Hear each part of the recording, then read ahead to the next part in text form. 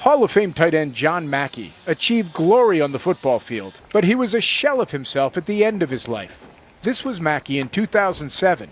Dementia had left him unable to care for himself or understand what was happening to him.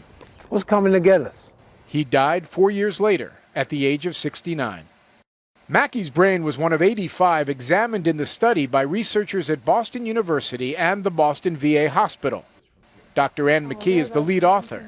She studied the long-term consequences of repetitive injuries to the brain caused by concussion. This is something that happens down the road. The acute trauma is a different injury. There's no fresh incident of trauma, but this disease is already underway. Right. The disease is triggered, and then the longer you survive, the more and more the disease progresses and the more impaired you become.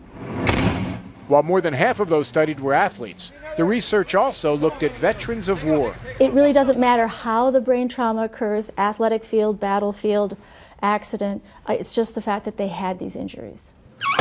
28-year-old Rigo Sains served in Iraq. He survived a half-dozen IED blasts, which have the same effect on the brain as a concussion. Brain damage has left him 100% disabled, according to the government. Like, I know the word, but I cannot say it. And things like that, it happens to me every day, and it gets me mad. What you're doing, would it hold any hope for Rigo Sains? Well, we can't make Rigo Sains better if we don't know what's contributing to his problems, what is making him disabled. If we can understand those little changes that lead to problems, then we can interrupt them, we can intercept them with different therapeutic agents. The big hope here is for researchers to find a way to identify CTE in those who are still alive. Right now, the only way to diagnose it, Scott, is to examine the brain tissue of those who've already died.